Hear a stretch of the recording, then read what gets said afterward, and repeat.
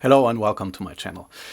Today's topic is about whether non-duality is just a philosophy and it is leading you astray.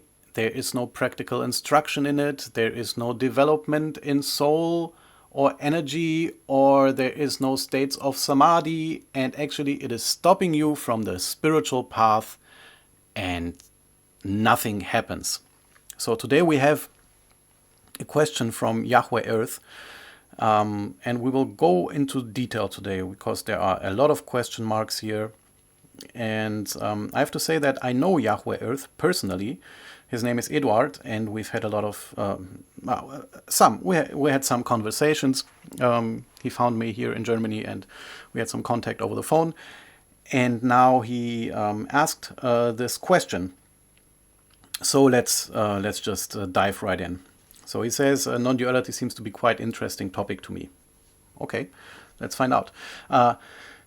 He's trying to find an accurate definition. Am I getting more, by looking for it, he's getting more and more confused. And to me, non-duality looks like a philosophy and is often related to certain attitudes that are not related at all according to my own understanding. I often hear non-duality teachers say things like, you don't need to do anything, or you have reached the goal or God yet. Just be aware of it. Why should such attitudes be a result of following a non-dualistic philosophy? Okay, let's start there. Classically, normally, non-duality was not taught that way. You would go to a teacher and you would sit in his presence. Non-duality is not just non-duality. Non-duality is just a name. What it is Advaita Vedanta, and it is actually Jnana Yoga, Jnana Yoga. It is one of the four classical paths of yoga. So we have Jnana Yoga, we have Bhakti Yoga, we have Karma Yoga, and we have Raja Yoga. Raja Yoga is what Patanjali described in his sutras. Karma Yoga is Karma Yoga, the yoga of service. Bhakti Yoga is the yoga of devotion, and Jnana Yoga is the yoga of knowledge. Bhakti Yoga and Jnana Yoga actually become one, and as a result, we get the whole ladder of Patanjali of the eightfold path. So sorry for the noise, but we will continue with the video. So normally, and you of all people, Eduard, should know that when you sit in presence with a teacher and he looks you in the eye and points out some things about yourself, gives you an insight, it is a totally different thing than listening to empty words from people online to whom you probably don't have any connection and you don't know what they're talking about. But what is it that we all want? The noise will stop very soon. What we all want is liberation. We all want moksha. And it doesn't matter which path we take. If we take the eightfold path of Patanjali with the yamas, niyamas, the asanas, the pranayamas, the pratyahara, the concentration, the meditation, and the samadhi, or your soul is inclined to a more direct path of knowledge like Jnana Yoga. So Jnana Yoga is the path of meditation, contemplation, and through this, realizing your true self, becoming self-realized. This is actually what Jnana Yoga is. Now let's go on a little bit. Neither your soul gets developed, lifted, nor your third eye opened, nor will you gain wisdom or knowledge or access to samadhi states or energy. Alright, so from my part, I have gone past these concepts. It is helpful, when you strive for things like that to get an open eye, a third eye open, or for samadhi states. What I can tell you from my experience is that yes, these things definitely exist, and I'm sure you definitely know about that and have had some experiences. But even states of samadhi, you go into samadhi and you come out of samadhi. So even the higher forms of samadhi, you go in and you have to come back to this world.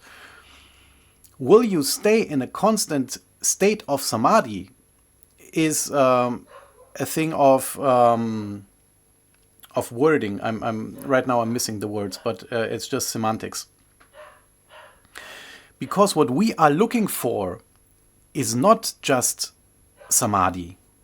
It is what is present even during samadhi. In all states, samadhi, waking state, dreaming state, sleeping state, what is present there the whole time and is unchanging, because samadhi is also still a state. So we want to go and transcend even samadhi. Okay? And it is not just by saying, don't do anything and you have reached the goal. It is not that easy.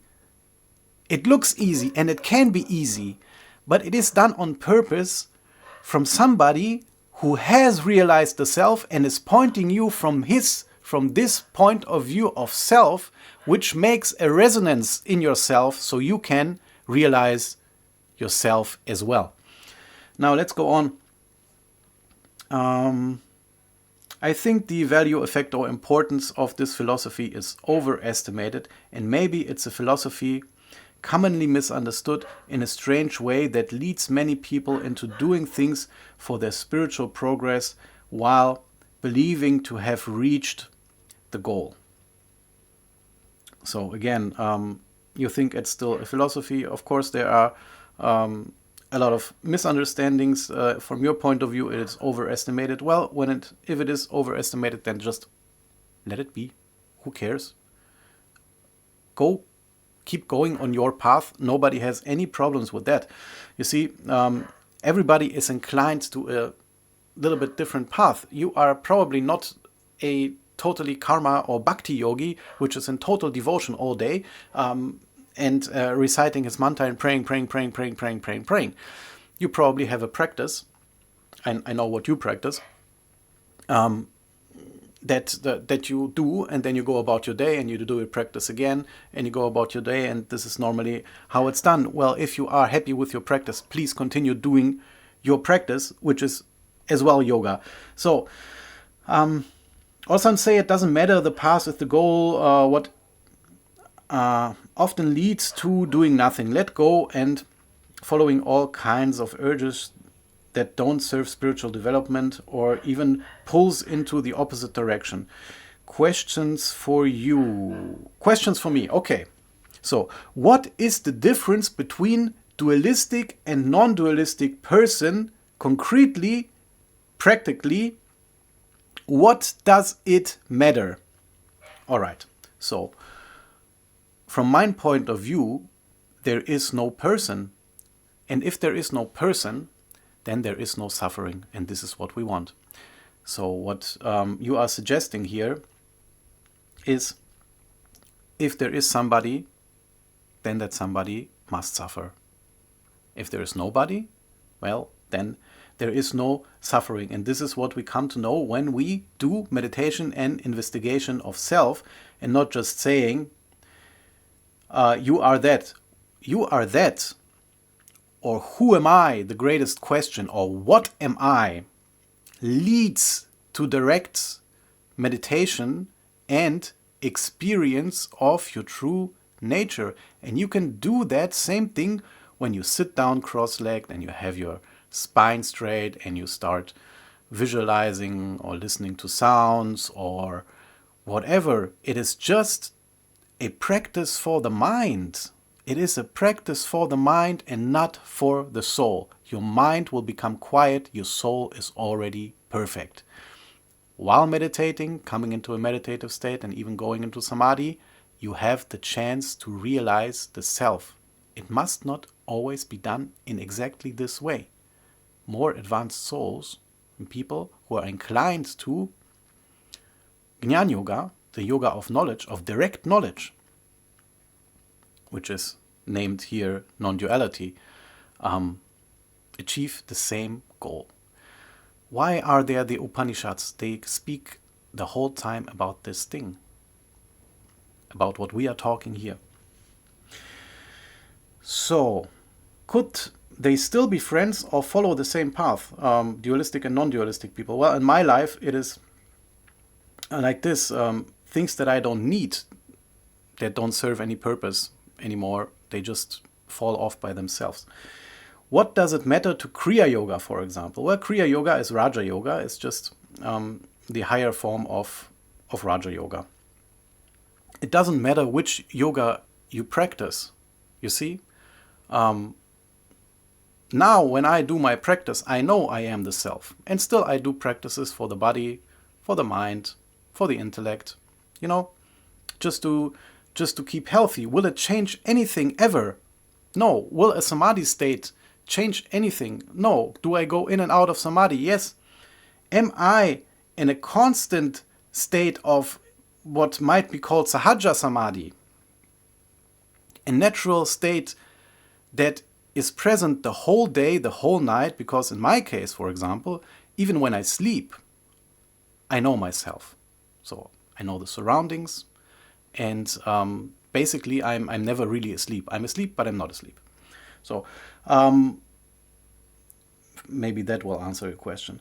Will it be more effective with a non-dualistic attitude? Your practices will not be more effective. They will be more clear to you. You will see what happens when you practice and what the aim of the practice actually is. This is what happens. Or is there any need for a non-dualistic person to do any exercise at all? Yeah, sure, I just talked about this. Of course, there is no non-dualistic person. We go about our lives and we do what we do. That doesn't change that you are still here in this world. And that doesn't change your true self, your natural state.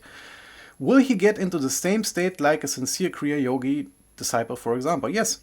And is there any attitude or consciousness beyond duality and non-duality? I've talked in one video about it. It is a little bit more advanced because in the end, if I might call it the end, we have to discard even, of course, the idea of non-duality, the idea of a higher self, or even the idea of God. Yes. In non-duality, not just another kind, is non-duality not just another kind of illusional mindset that prevents us to just see the truth? Well, let's find out. Let's find out. That is what I can say to you. But you see, in another video, you commented, what is enlightenment to you? And it is self-realization. Is to realize yourself. That is enlightenment.